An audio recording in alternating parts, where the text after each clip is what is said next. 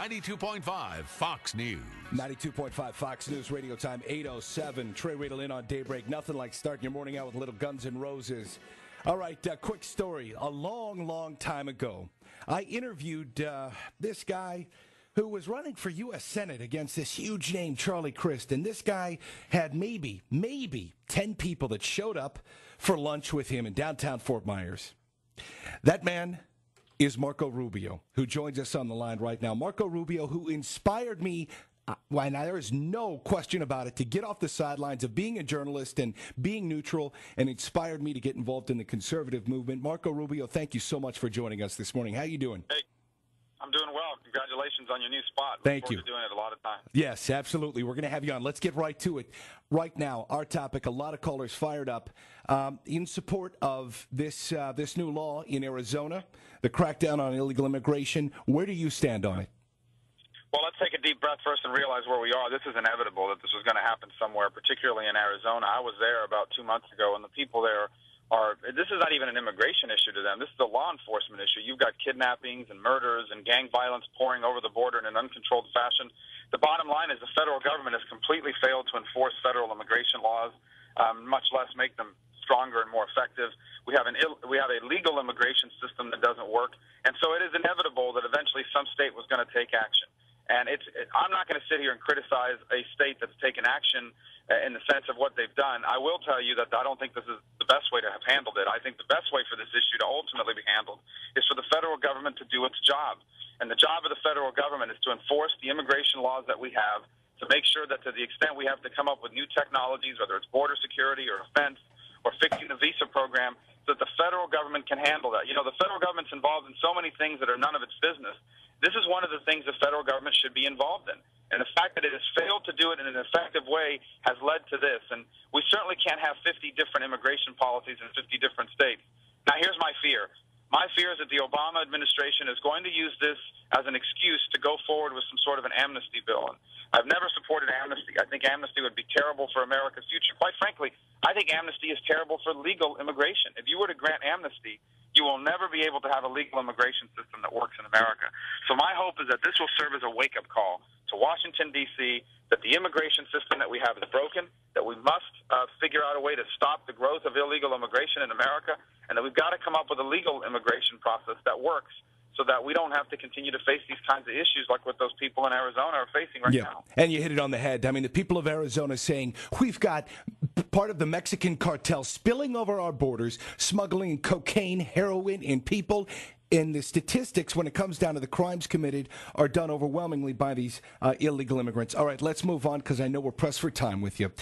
Charlie Crist. This guy, more all over the place than ever before. If you thought he didn't stand for anything, now you clearly know he stands for nothing. On Thursday, do you expect him to announce a run as an independent, and what does that do to you, Marco? Well, number one, I have no idea what he's going to do, and number two, it does nothing to our campaign. I got into this race a year ago because I felt that there was no one else running that we could count on to stand up to the Obama agenda and offer a clear alternative.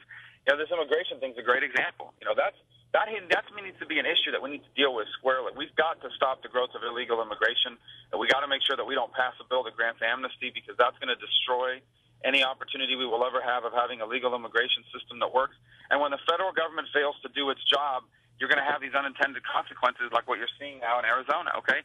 You need a senator that's going to say that clearly and stand up to the backlash, because there will be a backlash on this issue, quite frankly, from both sides. You know, and I don't see anybody in this race that's going to do that, much less, you know, offer an alternative. And that's why I got in. That's not going to change no matter what registration he embraces.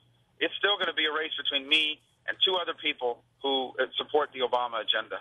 That's absolutely right. Talking with U.S. Senate candidate, our next senator, Marco Rubio, running right now.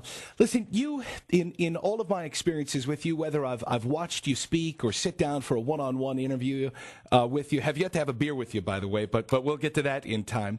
You sum up better than anyone I've ever seen our march toward socialism and the way that Obama and what we call the academic elites of this country have hijacked our federal government and the path that we're heading toward.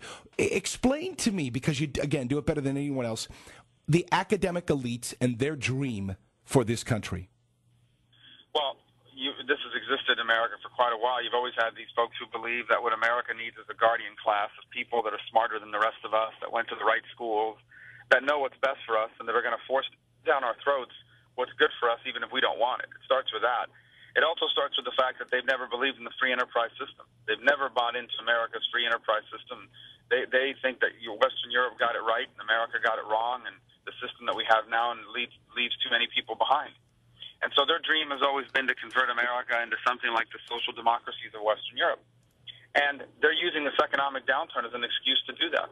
And so when you talk about financial market regulation, whether you talk about the health care bill, whether you talk about the stimulus, whatever issue is that's coming up these days, at the end of the day, what it's all about is redefining the role of government in America, redefining the type of economy we're going to have, and redefining the role of America in the world.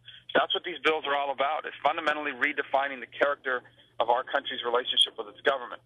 And so that's what's happening. And they're using this economic downturn as an excuse to do that. Right now you have something called the Debt Commission that's meeting. Well, that Debt Commission is going to come back with a recommendation that we need more revenue, because clearly they've taken off the table any spending reductions. So they're going to say, the way to get around this is new revenues.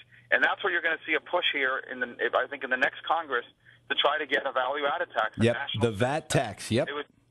Which is not the fair tax, okay? Because the fair tax, if you told me, okay, we're going to do that, but we're going to eliminate income tax forever, well, that sounds like the fair tax. They're talking about on top of the income tax, a national sales tax. Well, this has been their hope for a long time. And what they're using is this debt crisis that they're creating as an excuse to do that. And that's part of a fundamental plan to ultimately redefine the role of government in America.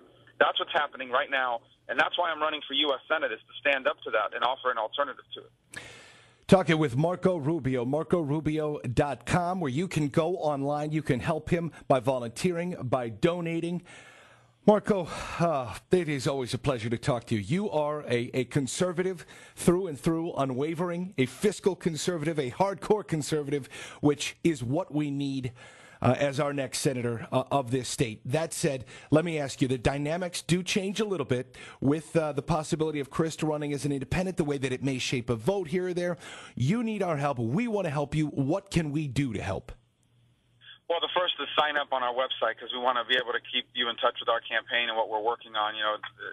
This is a campaign that's going to be very, very grassroots oriented. We're not going to have the money of some of the other campaigns. Charlie Crist has raised close to $10 million already. He's the governor of the state of Florida, et cetera, et cetera. So we're going to need the grassroots support, and that's why I need folks to sign up on our website.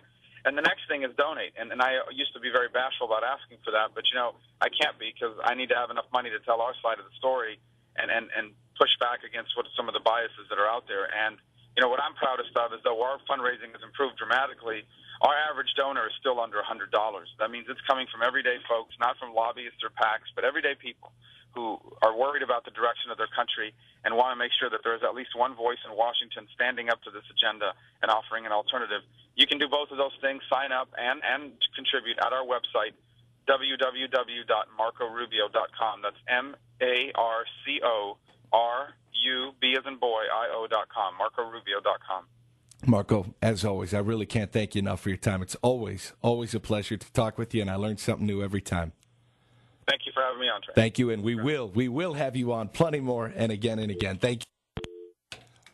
Oh, that guy is just awesome to talk to. He's inspirational, and he clearly sees what's going on in this country. And what I love about him is the way he communicates it. He can sum it up like no one else, and he actually talks about the issues.